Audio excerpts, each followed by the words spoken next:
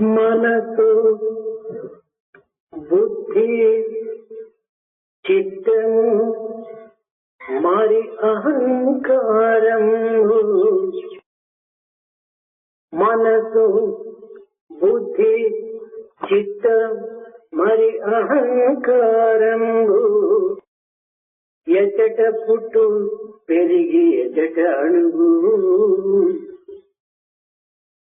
మనసు బుద్ధి చిత్తం మరి అహంకారం. ఎచట పుట్టి పెరిగి ఎచటడంగు. అది శివుడు ఆత్మ నరయు చూడంగా. మరణమెందును లేదు మాన్యులారా. అది శివుడు ఆత్మ నరయందు చూచిన. మరణమెందు లేదు మాన్యులారా. మరణమెందు లేదు మాన్యులారా. The mind, the buddhi or intellect, the heart and the ahankara. Where are these born, or where do they have their origin? How do they grow? And finally, how do they meet with their end? That is Shiva, that is Atma, which has no death. తుప్పు పుట్టిన చోదాని తులుపవచ్చు. తుప్పు పట్టిన చోదాని తులుపవచ్చు. పొట్టు గింజల నుండి పోగొట్టవచ్చు. కోరి అజ్ఞానమును తరుమగొట్టవచ్చు. కాని ముక్కుని దిప్పుట నలవి కాదు. కాని ముక్కుని మత్యంగా నలవి కాదు. If there is a coat of rust, it could be removed. So also the grains could be separated from the chaff. One could also try and remove and succeed, remove one's ignorance. But it is not possible to remove the streak of foolishness in an individual. ప్రేమ స్వరూపులారా, Embodiments of love. ప్రపంచంలో వస్తువులు కానీ, వ్యక్తులు కానీ, పరిస్థితులు కానీ మానవులకు అఖండ ఆనందమును అందించలేవు. In this world, neither material things, nor individuals, nor circumstances would confer limitless joy on man. శైశవమును తల్లి ఒడియే సర్వస్వాన్ని భావించి తల్లిని వీడక అందే ఆనందమును అనుభవిస్తున్నటువంటి ఒక శిశువు కొంతవరకు పెరిగినప్పటికీ తల్లి ఒడిని బెదిరి ఆట వస్తువులే ప్రధానమని దాని యందు నిమగ్నమవుతుంది. An infant child, knowing fully well and having experienced the comfort and joy that it would secure in the lap of the mother, nevertheless moves away, thinking that toys and such other means would give it joy. ఇంకా కొంతకాలం పెరిగి పెద్ద అయ్యేటప్పటికీ, యవ్వనం ప్రారంభించేటప్పటికీ కండబలము గుండెబలమును ఆధారం చేసుకొని సంసారమును అనుభవించవలనని అనేక విధమైన ఆరాటలచే ఆ ఆట వస్తువును వెనుకకు నెట్టి సంసారం నందు ప్రవేశిస్తున్నాడు. And then as the child grows up, it begins to pride itself as it passes through the boyhood and the youth stages on its muscle power, on its physical prowess and the strength of its faculties, and tends to secure happiness and joy, forgetting these toys behind in the worldly comforts of family and material things. ఈ విధముగా సంసారం అనుభవిస్తూ ఉండగానే ముంచుకొని వస్తుంది ముసలితనం. And even as it is trying to experience these comforts of life, the old age would come to it in a trice.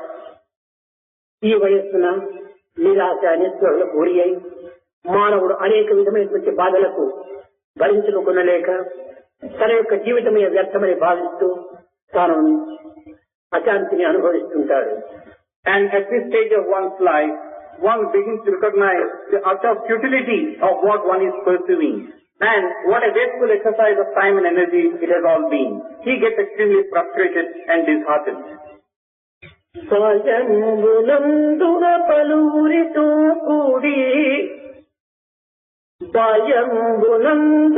పలువురితో కూడి పాటపాటల యందు ఐక్యమగును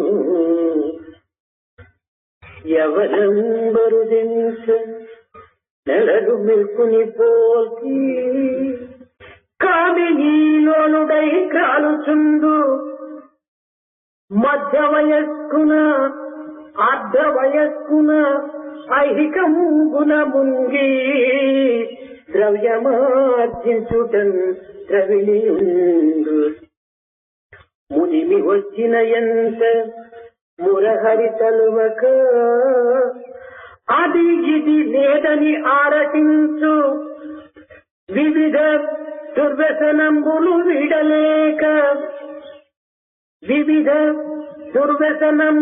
విడలేక భక్తి మార్గం వెతుక ఆసక్తి లేక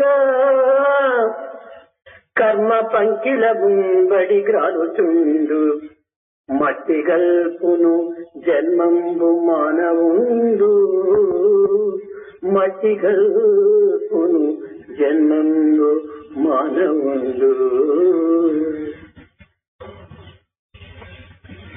In one's childhood, one spends all his time and energy in play, fun and frolic with other children. As the child grows into youth, tends to look upon its own faculties, its own capabilities and capacities, and in this transition phase from the youth to the middle age, all one's time is spent in accumulating wealth, money and worldly possessions.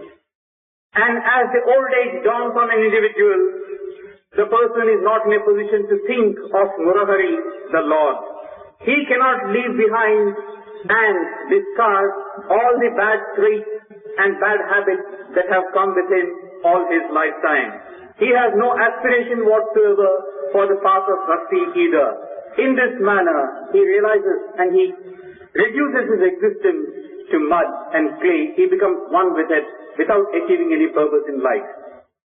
ఇలాంటి అయోమయ స్థితిలో అనుమతించేటువంటి మానవునకు నిత్య సత్యమును బోధించి పవిత్రమైనటువంటి దివ్యత్వాన్ని తెలుసుకునే నిమిత్తమై అనేక విధమైనటువంటి భక్తి ప్రేరితమైనటువంటి మార్గములను ప్రబోధిస్తూ వచ్చింది వేదాంతం. Such an individual whose ignorance is extreme and who literally wastes away his time, the Vedanta points a way wherein one could possibly try and make an effort and follow the path, the sacred path of bhakti and realize the purpose of life. ఇవి శమ, దమ, ఉపరతి, తితిక్ష, శ్రద్ధ, సమాధానము. Now these are contained in these 6 words, what has been laid down. Sama, Dama, Upariti, Titiksha, Samadhana and Shraddha.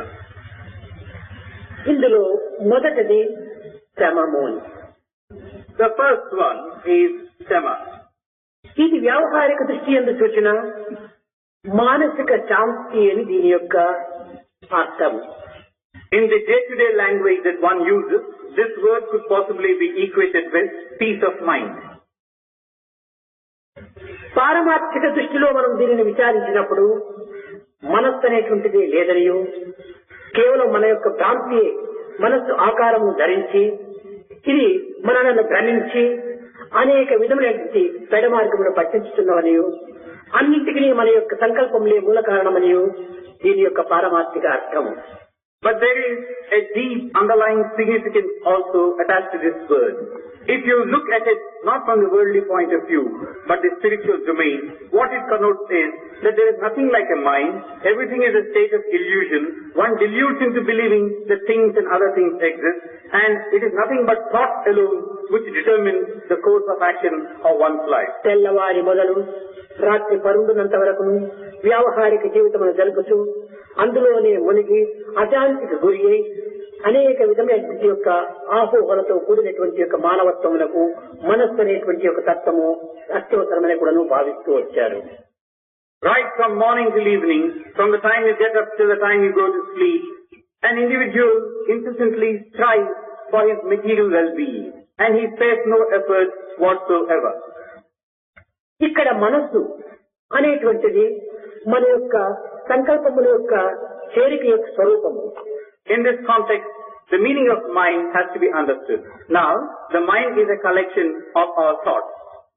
ఇది ఇంద్రియములతో స్నేహం చేసినప్పుడు ఇది సంసార హేతు అవుతుంది.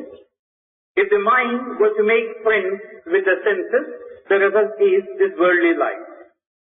ఇది బుద్ధిని అనుసరించినప్పుడు ఇది దైవత్వాన్ని ఆత్మతత్వాన్ని బోధిస్తుంది.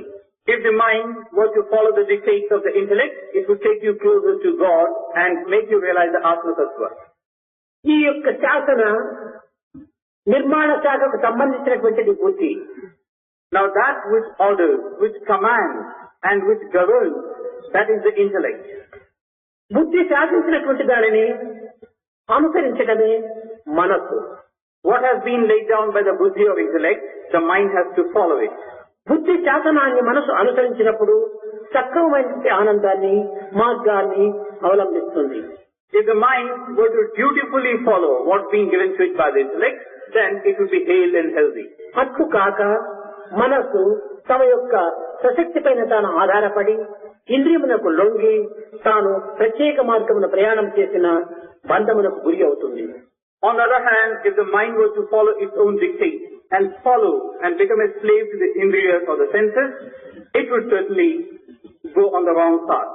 ఆధ్యాత్మిక మార్గములనేటువంటి ధ్యానము, జపము, భజన ఇలాంటి సత్సంగముల యొక్క సారము యొక్క శక్తిని ఈ మనస్సును అధికంగా క్రోడీకరించుకుంటుంది. In the spiritual path, the mind tends to understand the significance and tries to put into practice these practices like japa, jnana and the like. ఈ విధమైనటువంటి యొక్క సత్కర్మ చేత మనస్సు మహా పుష్టిగా సంతృష్టిని అనుభవిస్తుంది.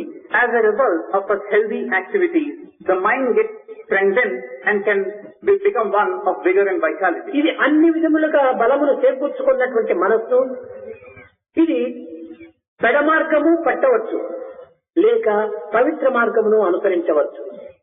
A mind which does get nourished and strengthened could follow a bad path, could also follow a good path. ఉపకారమును చేయవచ్చు, అపకారమును చేయవచ్చు.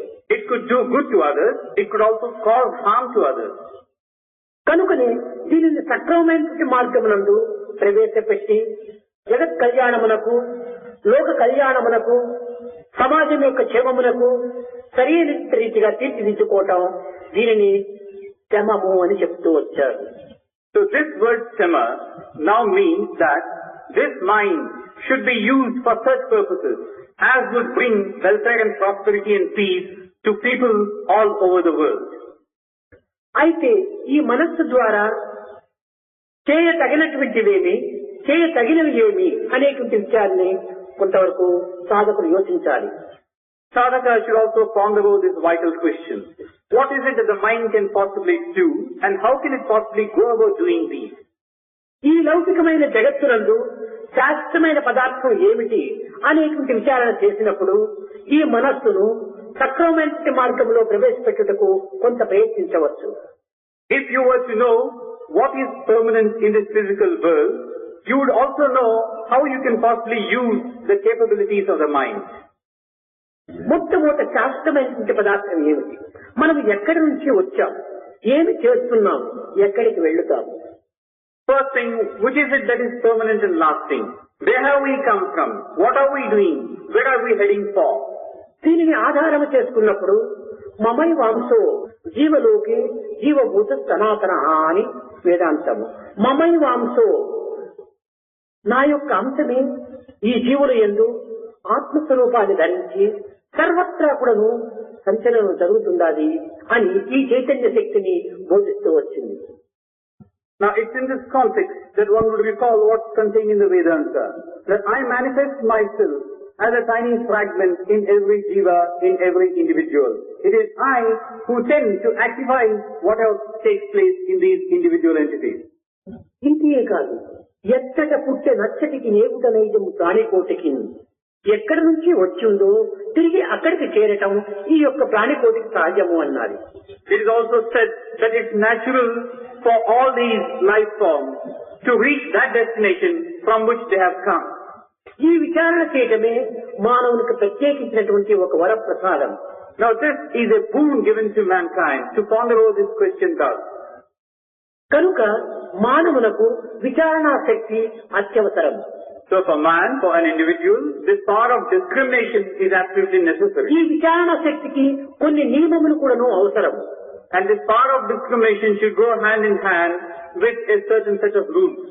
అయితే ఈనాటి మానవుడు అనేక విద్యలు నేర్చి అనేక నియమములు అనుభవించి అనేక విషయములలో తాను సత్యాన్ని గుర్తించినటువంటి వ్యక్తి కూడాను తన యొక్క జీవిత తత్వాన్ని రహస్యాన్ని గుర్తించలేకపోతున్నాడు. But today you find that though man has possibly secured skills, any number of them in the world, has also mastered the art and has become a great scholar, he is still not able to understand what he has to do, and the path of truth is far from him. విద్యలు నియమములెరుగనట్టి ఎట్టి విద్యలు నియమములెరుగనట్టి పక్షి జాతులు పశువులు పరమమైన నియమములు గూర్చి. Without any formal education and without being aware of any code of conduct governing their life, the world, the kingdom of the birds and animals, they do follow a certain set of codes in their own daily life. పక్షి జాతులు పశువులు పరమమైన నియమమును గూర్చి యోచించ నిలచియుండ తెలివి కలిగిన మనుషునకి తెలివి లేదే, తెలివి కలిగిన మనిషికి తెలివి లేదే. When this is what these birds and animals are doing, though they are not given the innate faculties, nevertheless they too can sense what they should be doing. What is the problem with man, with a human being? He is endowed with the intelligence all right, but he is not able to understand what he should and what he should not do. చీమ స్వార్థంబు నెరిగిన జీవి కాదు, పెక్కు చీమలు కుమికూడి మెక్కుచుండే, వీటికున్నట్టి బుద్ధి ఈ మానవులకు కలుగనేటికి సత్యంబు కాదే చూడా. The ant is one creature which has no selfishness whatsoever. You can easily see how a large number of ants help one another and take part in a collective effort. When this is the case with a mere ant, what about man? Try as you might, you can't find a trace of selflessness in man. కనుక స్వార్థము అభిమాన మమకారంతో కూడినటువంటి మానవుని సరిదిద్ది దివ్యత్వమైన పవిత్రమైన యొక్క ప్రదేశంలో ప్రవేశింపచేసుటకై ఈ శ్రమము అనేటువంటిది అనగా మనశ్శాంతి అనేటువంటి దానిని మనము సంకల్పరీతిగా మనం అభివృద్ధిగా ఉంచుకోవాలి, సాధించాలి. So here is a human being, selfish to the core and also plagued with qualities like attachment and ideas of mine and thine. To such an individual, this process of summer takes him away from this path of deterioration, puts him on the path where he can secure peace of mind. సంకల్పములను సక్రమమైన మార్గంలో మరల్చినప్పుడే శాంతి అనేటువంటి మనకు లభిస్తుంది. And the process consists in an effort from the individual. His thoughts and ideas should be such as to be geared up towards this end. మనం సక్రమమైన మార్గంలో ఈ సంకల్పమును ప్రవేశపెట్టగా శాంతి అంటే మనకు ఏ రీతిగా లభిస్తుంది? If our thoughts and ideas are not to be in tune with what we wish to achieve, what's the use of your saying you want peace and peace? కనుక ప్రతి సంకల్పమును కూడాను ఇది సరి అయినదా కాదా అనేటువంటి విచారణ తెలపాలి. So every little thought that comes to you, every little thing that you wish to do, you must ask, is it a correct one, a proper one or not? ఈ సంకల్పము మానవునకు సంబంధించినదా, లేక మృగములకు సంబంధించినదా, లేక పశుపక్షాలకు సంబంధించినదా అనేటువంటి విషయాన్ని విచారించాలి. you should also ask the question, these thoughts of mine, are they characteristic of a human being, or of the animal, or the bird, or the beast? కనుక ప్రతి సంకల్పాన్ని కూడాను మంచి చెడ్డల విచారణ తెలిపి నిత్యానిత్య విషయ పరిశీలన తెలిపినప్పుడే దీని సరి అయినటువంటి శాంతిని మనం అనుభవించటం వీలవుతుంది. You can certainly enjoy peace and comfort when you discriminate thus with regard to your thoughts and ideas, and also ask questions about the reality and the not being real aspect of it. తోచినట్టుగా సంకల్పంలో తోయినట్టుగా మనిషిని ప్రవేశపెట్టినప్పుడు ఇది మనిషి కాకుండా మృగంగా తయారవుతాడు. If a man were merely to follow his own whims and fancies without asking questions thus, he would become one with the beast. శాంతికి బదులు అశాంతిని అనుభవిస్తాడు. Instead of peace, he'll have a lack of peace and agitation. కనుక మానవునికి కలిగేటువంటి ప్రతి సంకల్పాన్ని కూడాను పవిత్రమైనటువంటి సంకల్పంతో తాను పవిత్రమైన మార్గంలో ప్రవేశపెట్టాలి. So every thought should be sacred and pure, and that in turn should be translated into action. సమాజమునకు ఎట్టి అలజడులు కూడా కలుగునటువంటి మార్గంలో దీనిని ప్రవేశపెట్టాలి. And this in turn should be turned towards the society in such a way that no harm is caused.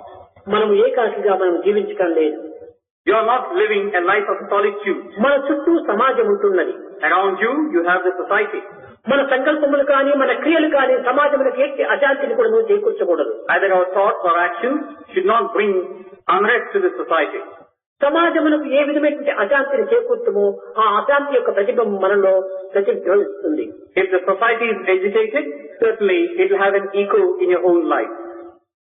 కనుక అశాంతి అనే స్థితి కేవలం మన సంకల్పములోనే పుట్టున్నది కానీ ప్రత్యేకించి ఏ ప్రదేశం నుంచి రావటం లేదు. So this ashanti or lack of peace is born out of your own sankalpa, your own thoughts and ideas. It is not external to you. సంకల్పము సరి అయిన మార్గంలో మనం ప్రవేశపెట్టినప్పుడు శాంతి మనకు లభిస్తుంది. If these thoughts were to be channelized in a proper way, certainly peace will be ours. ఇంకా దమము అనేటువంటిది ఇంద్రియ నిగ్రహము అని. Next we come to the second of these six qualities, dhamma, controlling of one's senses. ఈ ఇంద్రియ నిగ్రహం అనగా ఏదో ఒక విధమైనటువంటి యొక్క సంకల్పముల చేత ఇంద్రియాలను అనేక విధములుగా ఉద్రేకపరుస్తూ ఉన్నాం. Now, what we are observing is, these senses are tend to be excited for whatever reason. ఈ ఇంద్రియములకు అమితమైనటువంటి రజో తమో గుణములను మనము పెంచుతున్నాం. We are also furthering these qualities of rajo and tamo in these indriyas. మొట్టమొదట మనము మిత తిండి మిత భాషను మనం అభివృద్ధి పరచుకోవాలి. The first requirement therefore for us is food and talk in moderation. రెండవది మిత నిద్ర కూడాను మనం అభివృద్ధి చేసుకోవాలి. Second will be a lessening of sleep. అమిత నిద్ర, అమిత తిండి, అమిత మాటలు మానవులకు అతి తిండితో కూడాను ఒక తమో గుణము అభివృద్ధి అవుతున్నది. Excessive sleep, excessive words, excessive food, all of these would give to man this tamoguna. అప్పుడే ఈ ఇంద్రియములు మన స్వాధీనంలో ఉండగలవు. When this tamoguna is not given such a prominent spot, the senses could be controlled. మనము కొన్ని సక్రమమైనటువంటి యొక్క మానవుని యొక్క స్వధర్మాలను కూడా మనము నిర్వర్తించాలి. We should also carry out a certain set of obligations given to us. మనకు సంబంధించినటువంటి మన శక్తికి తగినటువంటి యొక్క కార్యముల్లో మనము సరైన రీతిగా ప్రవేశించాలి. And in tune with our own capabilities and capacities, we should plunge into whatever actions or activities we can possibly partake in. మానవత్వంలో బాల్యము, యవ్వనము, కౌమారము, వార్ధక్యము, ఈ వయసునకు, ఈ కాలమునకు, ఈ యొక్క పరిస్థితికి తగినట్టుగా మనం నడుచుకోవడానికి కూడుకోవాలి. Now you would see in a normal lifespan these different stages: childhood days, adolescence, youth, middle age, and old age. At each of these stages, in tune with your capabilities, you should do what is expected of you. దేశకాల పరిస్థితుల ప్రభావం చేతనే మానవత్వం యొక్క శక్తిత్వాన్ని కూడా వినియోగపెట్టాలి. In tune with the time and circumstance and place, man should also try to come out with whatever he has to be దీనికి doing. మించి మనము ప్రవర్తించాలనుకుంటే ఇది సాధ్యం కాదు. You cannot do anything by exceeding what your capabilities are. తద్వారా మనకు కొన్ని ప్రమాదములు కూడా సంభవించవచ్చును. There's every possibility that you might be up A against స్థానములో, ఏ యొక్క పరిస్థితిలో ఏ విధంగా మనం ప్రవర్తించాలి అనేటువంటి విషయాన్ని చక్కగా విచారణ చేసినప్పుడే మనకు తగినటువంటి యొక్క తృప్తి కలుగుతుంది. There is every opportunity for you to be up against dangers otherwise. You must realize, in tune with the circumstance, time and situation, how should I conduct myself? What is the ఉదాహరణము, What is it that I should do? A small example in this context. చేప నీటిలో జీవించటము దానికి స్వభావము, దానికి ఆనందము. It is natural for fish to live in water, and this is what gives it happiness. ఇంటియే కాదు, దాని యొక్క సహజం కూడా. It is also natural to this fish. తన సహజాన్ని, తన స్వభావాన్ని, తన ఆనందాన్ని వదలి నీటి కంటే ఉత్తమమైనటువంటి కదా, నీటి కంటే పవిత్రమైనటువంటి కదా అని పాలలో పోయి ప్రవేశిస్తే ఇది ప్రమాదానికి గురి అవుతుంది. Now the fish, if it were to feel that milk is something far superior in its content and nutritive value than water, suppose the fish were to go and want to live in milk, only it will be a danger for the fish. పాల కంటే తక్కువైనప్పటికీ, పాల కంటే స్థిరస్థితిలో ఉండినప్పటికీ, విలువ తక్కువైనప్పటికీ నీటి అందే తమ యొక్క జీవితమును సుక్షేమంగా అభివృద్ధి సాధించుకోవటానికి కానీ అనుభవించుకోవటానికి కానీ అవకాశం ఉంది. కానీ నీటి కంటే ఉత్తమమైనటువంటి యొక్క స్థానమని అందులో ప్రవేశించడం చేత చేపకు ప్రమాదం సంభవించినట్టుగా మానవుడు తన యొక్క దేశకాల ప్రభావమునకు లొంగి తన ప్రవర్తన కూడాను సక్రమమైన మార్గంలో పెట్టుకున్నప్పుడే ఈ ఇంద్రియములు కొంతవరకు వశం కాగలవు. Water could certainly be inferior to milk, all right. But if the fish were to leave its natural habitat and go and start wanting to live in fish, it is only danger that awaits this fish. So also man should know what is it that he should do, in tune with his own capabilities, in tune with a certain set of circumstances, situation and time. And it is only that way that he can possibly realize what is expected of him.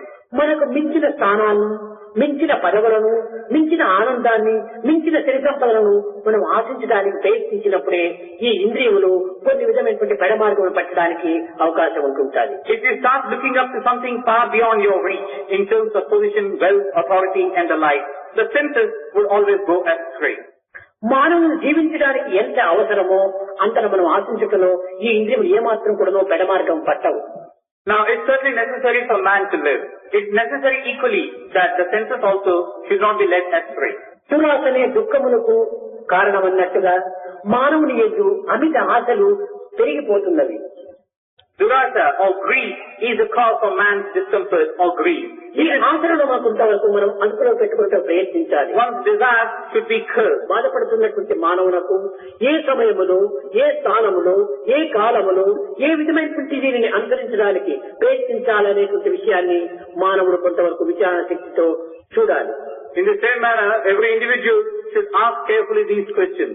Suffering as man is from these worldly ills of any description, man should be extremely cautious as to what he should possibly be giving to his own self.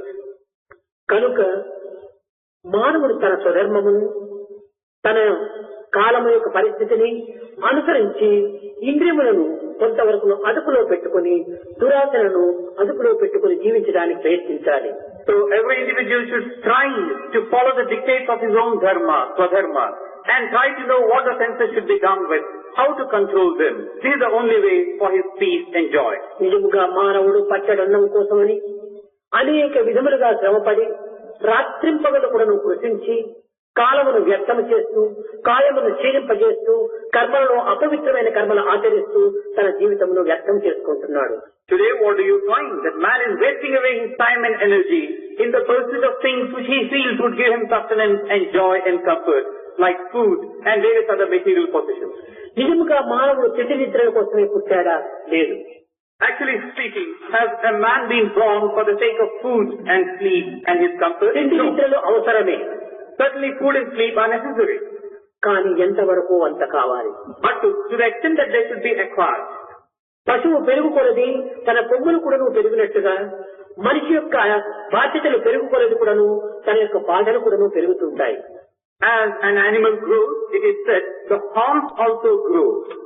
మనకు ఒక బిడ్డ జన్మించినప్పుడు మనకు ఆనందం వేస్తుంది, సుఖం అనుకుంటాం.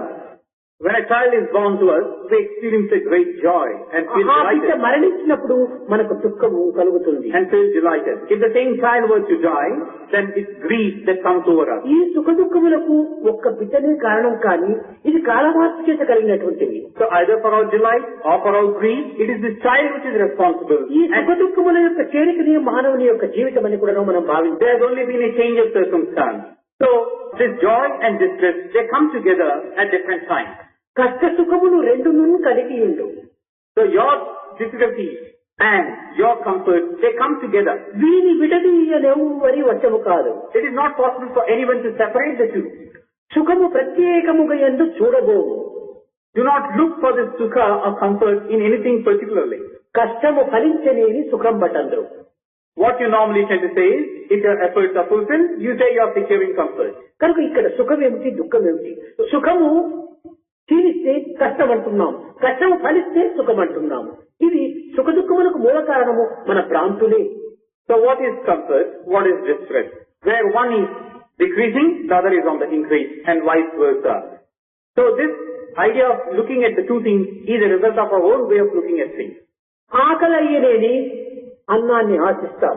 If you are hungry, you ask for food. ఈ అన్నం వడ్డించుకొని కొంతవరకు భుజించిన తర్వాత ఆకలి తీరుతుంది. You serve the food for yourself, partake of the food, your hunger is మన satisfied. ఆకలి తీరిన తర్వాత మనకి ఇష్టమైనటువంటి పదార్థములు పెట్టినా కూడాను దానిని మనం భుజించము. And once the hunger is satiated, if any food served which you like most are served, you don't relish it. ఆకలిలో ఏ అన్నాన్ని మనం ఆశించామో అది భుజించిన తర్వాత ఆ అన్నాన్ని మనం ద్వేషిస్తున్నాము. So when we are hungry, we have partaken of some food with great delight and relish. After we are satisfied, the very same food tends to be revolting. ఆకలిలో అన్నం ఎంత రుచిగా ఉండెనో ఆకలి తీరిన తర్వాత ఆ పదార్థం మనకు అంత అరుచిగా ఉంటుండాలి. In your moments of hunger, you relish the food. When you are not hungry, the same food ఈ రెండింటికి కారణం ఏమిటి? మన అయిష్టములే. The same food is distasteful. What is the reason for this? Our own likes and dislikes. కనుక ఈ అయిష్టములకు మూల కారణము మన సంకల్పములే. And the main reason of cause for these likes and dislikes are our own thought processes. ఈ సంకల్పములకు మూల కారణము స్వార్థమే. And the main cause for these thought processes are our selfishness. కనుక ఈ విధంగా పూర్తి విచారణ చేసినప్పుడు ఈ ఇష్టములను త్యాగం చేసేటువంటి పరిస్థితిలో కొంతవరకు మనము సాధన చేయాలి.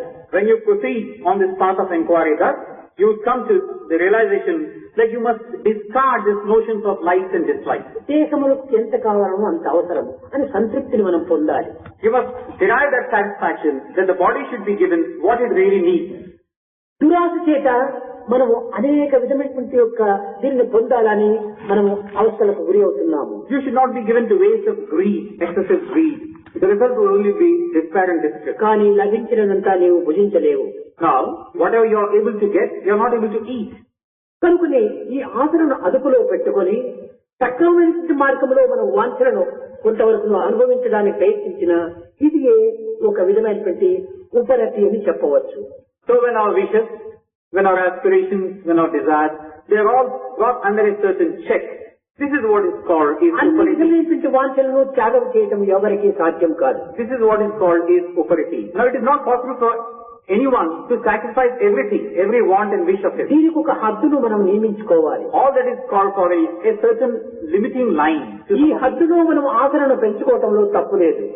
Now within this limitation, within this limiting line, there is nothing wrong in furthering your interest and your wishes. మీరిన ఆశలకు మనం గురి కావటం చేతనే మన జీవితం అనేటువంటి అశాంతికి గురి అవుతుండాలి. Only when you transcend this barrier, this limiting line, are you subjecting yourself to distress and discomfort. ఇంకా తితిక్షాలి. Now we come to the fourth one, titiksha. జీవితంలో అనేక విధమైనటువంటి క్లేశములు మనల్ని బాధిస్తుంటాయి. Now in this world again, we are up against difficulties of varied descriptions. అయితే ఇలాంటి పరిస్థితిలో మనము చెల్లించినటువంటి మనసును మనం అభివృద్ధి పరచుకోవాలి. In such circumstances, we should have that way of looking at things where we don't get, చంచల రహితమైనటువంటి చిత్తము అత్యవసరం. where we won't collapse, where our firmness of purpose will be firm. గాలికి ఆడునటువంటి దీపం వలె నిరంతరము మన యొక్క భావములను కొంతవరకు చెలింప చేయకూడదు. A flame placed in wind flickers. Our viewpoint should not be dull. మన మనస్సు ఎప్పుడు చూసినప్పుడు అశాంతితో కుమిలిపోతుండాలి. Now whenever you look at it, the mind is completely down, తద్వారా అన్ని విధమైనటువంటి అనుమానములకు గురి అవుతుండాలి. bogged down with anxiety and doubt. వ్యక్తులను మనం అనుమానిస్తున్నాము, పదార్థములను అనుమానిస్తున్నాము, తనను తానే అనుమానిస్తున్నాడు. We doubt individuals, we doubt material things, and finally we doubt our own self. దీనికి కారణం ఏమిటి? What is the reason for this again? తనలో ఉండినటువంటి వ్యక్తిత్వం యొక్క శక్తిని గుర్తించుకోలేకపోవటమే. The main reason is you are not able to understand your own personality. కేవలము కొన్ని విధమైనటువంటి జన్మాంతర కర్మల చేతనే మనకు అనేక విధమైనటువంటి యొక్క తలంపులు మనలో చెలరేగుతుంటాయి. Now all these thoughts and these excitation and the passions that you get are a result of all that has come to you over the past many lives. ఇవన్నీ కదిలిపోయేటువంటి మేఘములుగా మనం భావించాలి కానీ స్థిరమైన మేఘములుగా విశ్వసించరాదు. All these should be looked upon as passing clouds, not as permanent entities. సుఖమా ఇది ఏదో నా మంచి కోసమే. Now for instance talk about joy or comfort. దుఃఖమా ఇది కూడాను నా మంచి కోసమే. This is for my good. Bad or distress is for దుఃఖము పోవాలంటే మరొక దుఃఖాన్ని మనం అనుభవించాలి. grief also is for my good. Now if you wish to experience one has to give room for the other. నా సుఖ లభ్యతే సుఖం అని సుఖం నుంచి మనకు సుఖం ఏనాటికి కూడాను లభించదు. You can't get comfort in joy from comfort in joy. మనకు చీకటి ఉండినప్పుడే ఈ యొక్క వెలుతురుకు మనం విలువనిస్తున్నాము. When you have darkness, you give value to light. ఆకలి ఉండినప్పుడే అన్నానికి మనం విలువనిస్తున్నాము. When you are hungry, you give value to food. సావు ఉండినప్పుడే మనం వ్యక్తులను ప్రేమిస్తున్నాము. సావే లేకపోతే వ్యక్తులు కూడా మనం ప్రేమించము. When there is something called death, you value your friends and individuals. If there is no death, you wouldn't value your friends and individuals. కనుకనే కష్టమే మనకు నిజమైన సుఖాన్ని అందిస్తున్నాయనేటువంటి సత్యాన్ని మనం గుర్తించుకున్నప్పుడు ఈ విధమైనటువంటి క్లేశములకు మనం ఏమాత్రం కూడా చెల్లించము. So this grief, these difficulties, these troubles, these alone are giving you joy and comfort. This is the realization that you should have. 24 గంటలు కూడా ఎయిర్ కండిషన్ రూమ్ లో మనం కూర్చుంటే నిజంగా ఎయిర్ కండిషన్ విలువ కూడా మనకు తెలియదు. If you were to sit all the 24 hours in an air-conditioned room, you cannot find the value of the air conditioner. ఒక్క గంట మంచి ఎండలో సంచారం చేసి ఎయిర్ కండిషన్ రూమ్ లో ప్రవేశించినప్పుడు అప్పుడు ఎయిర్ కండిషన్ విలువ మనకు చక్కగా తెలుస్తుంది. Come out of this air-conditioned room, move about outside in this hot, humid weather for 1 hour, then you realize the worth and value of the air conditioner. అదే విధంగానే మనకు కష్టములే లేకుండా సుఖం విలువ మనకు తెలియదు. So in the same manner, if you do not have these difficulties and troubles, you can't find the value, know the value of this joy and comfort. సంబంధమైనటువంటి వ్యవహారమునందు, ఈ జగత్ సంబంధమైన వ్యామోహములందు, ఈ జగత్ సంబంధమైన మనోసంచలమునందు మనం అనేక విధముల క్లేశములు అనుభవించడం చేతనే నిత్య సత్యమైనటువంటి ఆత్మతత్వం నందు మనకు ఆనందమును విలువ మనకు గుర్తించుకోవడానికి ప్రయత్నిస్తున్నాము. Now it's only because in this worldly life of ours, we are up against troubles, we are up against difficulties, and we are up against any number of situations which tend to agitate and excite us. Are we able to find out and realize the worth contained in the Atmananda, eternal bliss? లేకపోతే ఆత్మానంద నిమిత్తమై కూడా మనం ప్రయత్నం చేయం. Otherwise we would not have aspired for this Atmananda. కనుకనే అనిత్యం అసుఖం లోకం వింప్రాప్య భజస్మమాం. ఈ అనిత్యము అసత్యమైన లోకం కనుకనే నిత్య సత్య లోకమును మనం ఆశిస్తూ వస్తున్నాం. So it has been said that this world of ours, this existence of ours is temporary, ephemeral and transient. And so we are trying to look for something which is permanent and lasting. ఈ విధమైనటువంటి సత్యాన్ని మనం చక్కగా విచారించినప్పుడు మనకు ఈ విధమైనటువంటి యొక్క క్లేశముతో మనం ఏమాత్రమూ చెల్లించము. So once we understand the truth thus, these difficulties and troubles can no longer bother us. ఇంకా శ్రద్ధ. Then we come to the fifth of these things, Shraddha. శ్రద్ధ అనగా ఏ కార్యమునందైనప్పుడు పవిత్రమైనటువంటి కార్యంలో మనం ప్రవేశించినప్పుడు దానికి తగినటువంటి యొక్క ఇచ్ఛాశక్తిని అభివృద్ధి పరచుకోవాలి. Now Shraddha could be understood thus. Whatever you might be doing, if it's a good and a noble one, you must have perfect total diligence. శ్రద్ధనే లేకుండా ఎట్టి చిన్న కార్యములైనా కూడా మనం విజయాన్ని సాధించలేము. And without this Shraddha, you can't achieve success of any order. కనుకనే వేదాంతమునందు శ్రద్ధావాన్ లభతే జ్ఞానం. ఈ శ్రద్ధల వల్లనే మనం ఈ జీవితాన్ని కొంతవరకు ఉన్నతమైనటువంటి ఉత్తమమైనటువంటి రీతిగా మనం దిద్దుకుంటున్నాం. So you have that through this medium of diligence, having this firm resolving you to succeed at any cost, you can certainly proceed further in the onward path. ఒక చిన్న మొక్కను శ్రద్ధతో మనం పెట్టి చక్కగా శ్రద్ధతో నీరు పోసి ఎరువు వేసినప్పుడే అది పెద్ద వృక్షంగా రూపొందుతుండాలి. A small tiny sapling has been planted by you. Now out of this care that you must exercise over it, you would water it, fence it and bring it up. Only then will it become a huge మన నిత్య tree. జీవితంలో చేసేటువంటి ప్రతి చిన్న కార్యములో కూడా చిన్న విషయంలో కూడా శ్రద్ధ లేకపోతే చెడ్డ కానీ మంచి కానీ దీని విజయాన్ని మనం సాధించలేము. This tiny sapling would become a mighty tree through your care. In the same manner, what little task you might be having to do, you do it with care and with diligence, you are bound to succeed. అయితే Either good or bad. పవిత్రమైన కార్యములకు, లోక కళ్యాణ కార్యములకు, సమాజక్షేమ కార్యములకు కొంతవరకు ప్రవేశపెట్టాలి. This is true either for a good deed or a bad one. But what you must do is, this Shraddha should be turned towards good and constructive activities so as to bring joy and comfort to all those around you in the society. పరులకు అశాంతి కలిగించే కోసము, లేక పరులకు నొప్పించే కోసము, పరులను బాధించే కోసము, పరులను హింసించే కోసము మన శ్రద్ధను ప్రవేశపెట్టరాదు. This Shraddha, this care and this diligence of ours should not be directed in ways which would injure others, harm others, bring a sense of anxiety and agitation to others.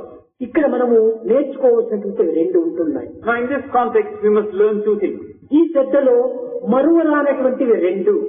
In this Shraddha or diligence, there are two things which should not be forgotten. ఒకటి దైవాన్ని మరువరాదు. First thing is, do not forget God. రెండవది ఇతరులు మనకు చేసిన ఉపకారాన్ని మరువరాదు. Second is, the good that others have done to you, you should not forget it. ఇవి రెండు ఉండినప్పుడే ఈ శ్రద్ధ అనేటువంటిది మనము అభివృద్ధి పరచుకోవచ్చు. When you have these two qualities in you, your Shraddha or the sense of diligence can be strengthened. మనము మర్చవలసినటువంటివి కూడా రెండు ఉంటున్నాయి. అవి రెండు కూడా నువ్వు మర్చినప్పుడే మనకు శ్రద్ధ అభివృద్ధి అవుతుంది. And as against this, there are two things which you must forget. ఇతరులు మనకు చేసిన అపకారాన్ని మనం మర్చిపోవాలి. The harm that others have done to us, we should forget. మనము ఇతరులకు చేసిన ఉపకారాన్ని మర్చిపోవాలి. The good that we have done to others, also we should forget. ఇతరులు మనకు చేసిన అపకారాన్ని మనం దృష్టిలో పెట్టుకుంటే తిరిగి వారికి ప్రత్యుపకారం చేయాలనే సంకల్పం మనలో అభివృద్ధి అవుతుంది. If you tend to remember the harm that others have done to you, you wait for an opportunity to take revenge against it. లేక మనం ఇతరులకు చేసిన ఉపకారమే మన లక్ష్యంలో పెట్టుకుంటే ఆ ప్రతి ఉపకారాని కోసమే ఆశిస్తూ ఉంటాం. In the same manner, if you keep in mind the good that you have done to others, you would always be looking for a case of the other person returning the thing in kind to you. కనుక దైవాన్ని, ఇతరులు మనకు చేసిన ఉపకారాన్ని మరచకుండా ఉండాలి. మనము చేసిన ఉపకారాన్ని, ఇతరులు మనకు చేసిన అపకారాన్ని మర్చిపోవాలి. ఈ రెండింటి మార్గం ఎందే మన శ్రద్ధను పోషించుకోవచ్చు. So this Shraddha or diligence of ours should be furthered and strengthened in tune with these two things we should forget, the two things we should not forget. ఈ విధమైనటువంటి శ్రద్ధను మనం అభివృద్ధి గావించుకున్నప్పుడే సత్యనిత్యమైనటువంటి యొక్క బ్రహ్మతత్వాన్ని కూడాను కొంతవరకు సాధించడానికి వీలవుతుంది. When this diligence, this care of ours is fostered thus, we can understand the truth and the reality. ఈ శ్రద్ధ కేవలము గురువు పైన కానీ శాస్త్రం పైన మాత్రమే కానీ శ్రద్ధ ఉండినంత మాత్రం ప్రయోజనం లేదు. Now if this Shraddha were to be directed towards the Guru or the Shastra, not much results would come through. గురువు శాస్త్రము జడములైనటువంటివి. The Guru and the Shastras are merely inanimate. గురువు కేవలము మార్గదర్శకుడు మాత్రమే కానీ గమ్యమును చేర్చేటువంటి వాడు కాదు. The Guru is one who would show you the way. He cannot take you to the destination proper. నీవు ఈ మార్గంలో ప్రవేశిస్తే నీవు ఈ గ్రామం చేరుతావని మాత్రమే గురువు బోధిస్తాడు. The Guru would at best tell you, if you were to proceed thus, you would reach such and such a village. కానీ ఆ మార్గానికి నిన్ను ఎత్తుకుని పోయి చేర్చడు. But he won't lift you bodily and take you himself to that village. మార్గమును నడచవలసిన వాడు నీవే. One who has to cross, one has to walk on this path is you. కనుక గురువార్జును మనం శిరసా వహించి మార్గాన్ని నడచడానికి మనం ప్రయత్నించడంలో అతి శ్రద్ధను పోషించుకోవాలి. So this Shraddha of yours should be directed in this manner. Have firm faith in the path shown by the Guru to you and in your exercising your capacity to walk that path. శాస్త్రము కూడాను అంతే. The Shastra also is the same way. శాస్త్రం కూడాను బోధిస్తూ ఉండాలి కానీ నిన్ను ఆ మార్గంలో తన ద్వారా తీసుకుని పోవటం లేదు. The Shastras do preach you various things, but they do not take you along with them. ఇవి రెండు పుస్తకము మస్తకము అని చెప్పవచ్చు. So these are like the book and the mind. శాస్త్రము పుస్తకము, గురువు మస్తకము. The Shastras are the book and the Guru is like the mastaka or the mind. పుస్తకంలోకి మస్తకంలో చేర్చుకున్న తర్వాత మస్తకము పుస్తకము రెండు అవుతుంది. మన ప్రాక్టికల్లో ఏమిటి ఉండాలి, మన నిత్య జీవితంలో మనం ప్రవేశపెట్టాలి. If whatever is contained in the book is transformed into the brain, it's a question of one thing transferring itself from one to other. What have you gained in the process? దీనికి చక్కని చిన్న ఉదాహరణ. You must put something into practice. In this ఒక సిద్ధాంతి ఒక పంచాంగంలో రాసి ఉండొచ్చు, బలాని కార్తీ లోపల 10 దిక్కులు వర్షం కురుస్తుంది అని సిద్ధాంతి రాశాడు. Now a small example in this context. A Siddhanti, a learned person, writes down in the Panchanga that at a certain time there is bound to be a good rain. అయితే ఆ కార్చిలో ఆ పంచాంగాన్ని పురిపెట్టి పిండితే 10 చుక్కలేమైనా నీరు వస్తుందా? So just because this has been written that there is bound to be rain at a certain time in a certain place, suppose you try to squeeze the Panchanga, the book itself, will you get any raindrops out of it? ఇది అసాధ్యం. This is impossible. అదే విధంగానే కొన్ని గ్రంథములు మనం పఠిస్తున్నాం. కొన్ని గ్రంథములు మనం కంఠస్థం చేసుకుంటున్నాము. ప్రయోజనం ఏమిటి? కంఠమునకు నొప్పి తప్ప మరి ఏమాత్రము మనకు సుఖం లభించదు. In the same manner, we are reading by rote all the Shastras and the Panchangas. We try to translate whatever is contained into our head. There's absolutely nothing fruitful coming out of it, only a pain in the throat. చెప్పవచ్చు కోటి చెయ్యరు ఒక్కటి. One might talk about any number of things, crores of things, but you won't do even one of them into practice. చెప్పుట సులభంబు చేయుట కష్టంబు. To preach is easy, to practice is difficult. ఎవరికి? తాతకైనా వాని తాతకైనా. For who, you might ask, either for God or for his grandfather. That's what the saying goes. కనుక ఎటువంటి శక్తివంతమైన గురువు ఉండినప్పటికీ మన శ్రద్ధ, మన ఇష్టము, మన యొక్క అపేక్షను ఆధారపడి ఉంటుంటాది గమ్యము. So you might have this guru, par excellence, no doubt, but unless your Shraddha also plays its role, you cannot achieve anything. కనుక ఈ మార్గంలో మాత్రం మన శ్రద్ధను పోషించుకోవాలి. So it is in this path that our Shraddha should be fostered and nourished. ఏ చిన్న మార్గం నందైనప్పుడు మనం శ్రద్ధగా మనం దాన్ని అనుసరించినప్పుడే మనం గమ్యము చేరుతాము. It might be the smallest of things, but if Shraddha were to be there, you are bound to succeed. శ్రద్ధకు విశ్వాసము అత్యవసరం. And for this Shraddha again, this element of faith is... విశ్వాసమే లేకుండా మనం ఎన్ని విధాల ప్రయత్నం చేసినా ఈ శ్రద్ధ బలపడదు. Without this element of faith, your Shraddha cannot be sustained and strengthened, try as you might. ఆ శాస్త్రమునందు కానీ ఆ వ్యక్తి యందు కానీ గాఢమైన విశ్వాసము మనం పెంచుకున్నప్పుడే ఈ గాఢమైన శ్రద్ధ కూడా మనలో ఆవిర్భవిస్తుంది. Only when you have implicit faith in the words contained by the Guru or in the book or the scriptures can you further your Shraddha in what you wish to do. ఇంకా సమాధానం. Now we come to the sixth of them, Samadhana. ఈ సమాధానం అనగా ఏమిటంటే కొన్ని విధమైనటువంటి గురువు చెప్పిన విషయములు కానీ గ్రంథములు బోధించినటువంటి దానియే కానీ ఇవన్నీ కూడా ఈ దైవవాణిగా ఉంటున్నాయి అనేటువంటి ఒక విశ్వాసం బలపరచుకోవాలి. What is Samadhana? Samadhana is that intense belief and faith in the fact that whatever is being uttered by the Guru, whatever is being contained in the scriptures is verily the voice of God. కానీ ఈ శాస్త్రం పైన కానీ గురువు పైన కానీ సరైన విశ్వాసం లేనప్పుడు మనకు సమాధానం ఏమాత్రము కలగదు. And if in the first place you don't have faith in the words of the Guru or in the words of the Shastras, you cannot hope to have this Samadhana. మరింత మూర్ఖత్వం కూడా అభివృద్ధి అయిపోతుంది. Only thing would be, your foolishness would be on the increase. గురువు చెప్పినట్టుగా ఆ గురువు ప్రవర్తించినా అప్పుడు ఇతనికి సమాధానం అవుతుంది. Now if you are to follow and do as the Guru wants you to do, then this Samadhana has a place in you. గురువు చెప్పటం ఒకటి, చేయటం మరొకటిగా ఉంటున్నప్పుడు ఇతనికి సమాధానం ఏ విధంగా కలుగుతుంది? The Guru would tell you to do one thing, you do something else. How can you have this Samadhana in you? కనుక ఎప్పుడు ఇది సమాధానం కలుగుతుందంటే మనస్సు ఏకం, వచస్సు ఏకం, కర్మ ఏకం, ఇలాంటి ఏకత్వంతో కూడినటువంటి మహత్తమ తత్వంలో మనకు సమాధానం వస్తుంది. When can you possibly get this Samadhana, this virtue of Samadhana? Only when there is perfect harmony between your thought, word and deed. కేవలం గురువు ముందే మాత్రమే కాదు, తన యందు కూడాను మరి నేను తలచినటువంటిది, నేను చెప్పినటువంటిది, నేను చేసేటువంటిది ఏకంగా ఉన్నదా లేదా అనేటువంటి విచారంలో మనకు సమాధానం అవుతుంది. Now this Samadhana aspect of it, not merely in the words of the Guru, the person concerned also would come to realize that if he were to ask this question, is his thought, word and deed in tune with one another?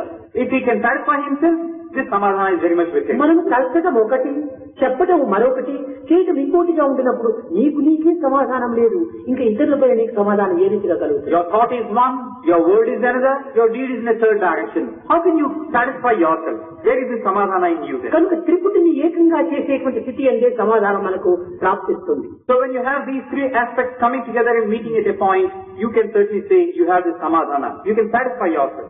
కనుక ఈ సమాధానమునకు కూడా సరైనటువంటి మార్గం ఏమిటంటే శమ, దమ, ఉపరతి, తితిక్ష, శ్రద్ధ, సమాధానము, ఈ ఆరింటికి సరైనటువంటిది ఒక్కటి మాత్రము చాలు.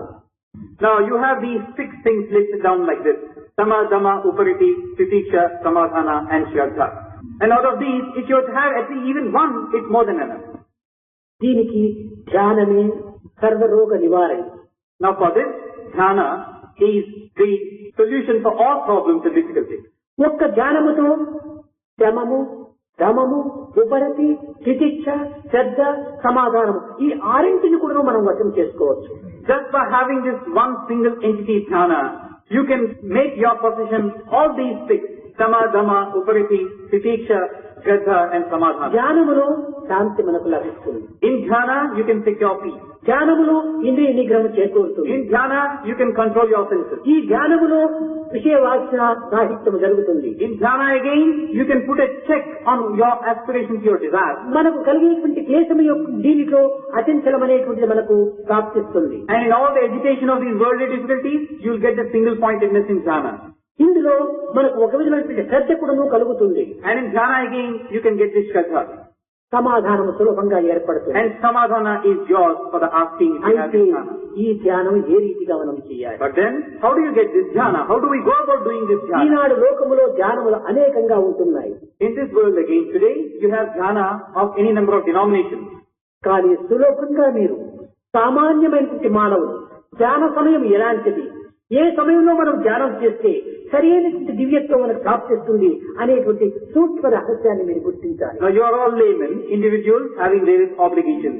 If only you were to understand what is the proper time for you to be sitting in Dhyana, you can secure this Dhyana without any effort whatsoever. మార్గము తెలియక గ్రామం మనము చేరలేము. Without knowing the path or the way, you cannot reach a village.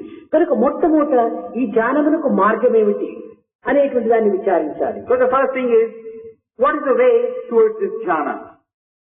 కొంతమంది ఈ రహస్యాన్ని గుర్తించుకొనక గంటలు గంటలు ధ్యానంలో కూర్చుంటున్నారు. ప్రయోజనం ఏమిటి? తన పనులు కూడాను భంగమైపోతున్నాయి, ఇంటి కార్యములు కూడాను కొంటుపడుతున్నాయి. ఇలాంటి పరిస్థితిలో కాలమును వ్యర్థము, కర్మమును వేస్ట్ చేసి అనేక విధమైనటువంటి యొక్క అశాంతికి గురైపోతున్నాము. There are those individuals who do not understand this fundamental truth. They sit for hours together in this Dhyana, and in the process they neglect their duties, their obligations, and as a result there's a lot of confusion, agitation and chaos within him and around him. ఇది అందరూ కూడాను చక్కగా గుర్తించాలి. Now this is something which everybody here should understand. మనం ఏదైనా కర్మలు ఆచరించే సమయంలో ఎవరికి వారు పరీక్ష చేసుకుంటే కుడి నాశకం అనగా కుడిముక్కు నుంచి శ్వాస వస్తుంటాది. Now, irrespective of what you are or what you are not, you would have experienced this yourself. ఈ ముక్కు కుడిరంధ్రం నుంచి మనం కర్మలు ఆచరించే సమయంలో శ్వాస వస్తుంటాది. Now, whenever you perform a certain duty or task, this exhaling of air comes out through the right nostril. మనం కర్మలు ఆచరించక ప్రశాంతంగా ఉండినటువంటి సమయం లోపల ఎడమ ముక్కు రంధ్రం నుంచి గాలి వస్తుంటాడు. ముక్కు రెండు రంధ్రం నుంచి సమానంగా గాలి వచ్చే సమయంలో లేకుండా మనం మిగిలినటువంటి కాలంలో ఎప్పుడు కూర్చున్నా ఇది ధ్యానమే కానేరు. Now, if you do not get this opportunity, wherein the exhaling is in an equal measure through the right and the left nostril, and if you sit for hours together for Dhyana, it cannot be called Dhyana. అయితే అట్లని మనం నిరంతరము గాలిని చూసుకుంటూ కూర్చుంటే కాలం వ్యర్థమైపోతుంది. Now, just because this has been said, now you start keeping a watch over this exhaling, you won't achieve anything again. మొట్టమొదట నీవు ముక్కు ఎడమ రంధ్రం నుంచి వచ్చేటువంటి గాలి వచ్చే సమయంలో నీవు ప్రశాంతంగా కూర్చో. Now, the starting point for you would be, when this exhaling, breathing out is being done through the left nostril, sit at peace with yourself. కొంతసేపు ఆ గాలిని నీవు వాచ్ చేయి, పరీక్ష చేయి. Watch this exhaling for a while, carefully.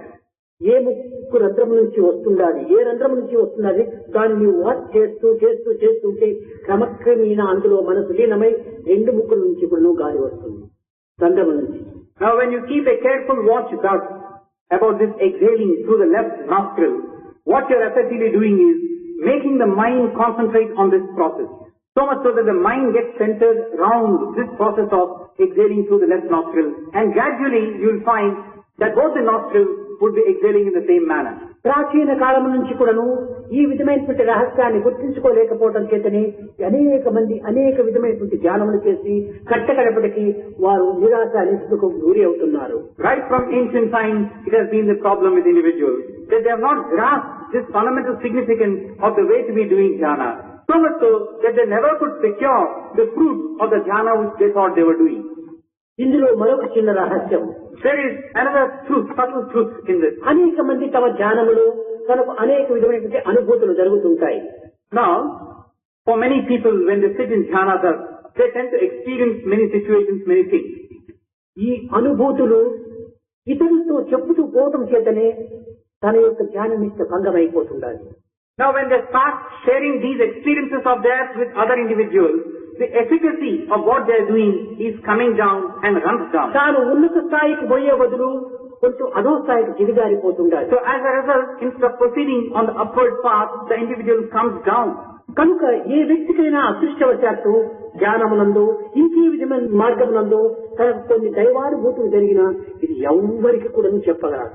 So if through some stroke of fortune, if an individual experiences God and all that goes with him, it is better that he does not share it with others. ఇది మహా రహస్యమైనటువంటి విలువైనటువంటి యొక్క స్థితి. Now this experience that has been given to you is most secretive and should be ఈ retained. విలువైనటువంటి దానిని ఇష్టం వచ్చినట్లుగా బజార్లో పెట్టి అమ్మడానికి It ప్రయత్నం is priceless and it should not be scattered away in the bazaar streets like that. విలువైనటువంటి వజ్రాన్ని ఎవరైనా బజార్లో కుప్పల మాదిరి పోసి అమ్ముతున్నారా, చేపల్లో పోసి అమ్ముతున్నారు. A priceless gem or a collection of a priceless gem, does one make a heap of them in the bazaar street and sell them? No, it's only fish which is sold ఆ out. విలువైన వజ్రాన్ని భద్రమైన బీరువలో పెట్టి దానిని పొందడానికి అర్హుడైనటువంటి వాడు వచ్చినప్పుడే వానికి మాత్రమే చూపిస్తున్నారు. This priceless gem is made secure in an almirah, a steel safe. When somebody who is deserving to see this comes, that person alone is shown this. అదే విధముగానే ఈ భగవత్ అనుభూతులు అనేటువంటి రత్నాలను తనకు విలువైనటువంటి వాడు, తనను పొందగలిగినటువంటి వాడు ఏ గురువు ఉన్నాడో ఆ సద్గురువుకు మాత్రమే చెప్పి రహస్యాన్ని తెలుసుకోవాలి, కానీ అందరికీ మనం తెలుపగలరు. In the same manner, these divine experiences that come to you, they are like these priceless jewels. They should not be shown to all and sundry. You must reserve this for showing them to the Sadguru or the Guru, who alone is deserving and who is in a position to see what you have to show him. దీనివల్ల అనేక విధమైనటువంటి అవాంతరములు కలుగుతూ ఉన్నాయి. Now because of this prevalent practice now, there are any number of dangers which come the way of this. కొంత అధోగతి కూడాను దిగజారిపోతారు. He also degrades in the process. ఇది ఇతరులకు చెప్పడం చేత ఇతరులు పరిహాసము చేయవచ్చును, లేక అసూయ పడవచ్చును.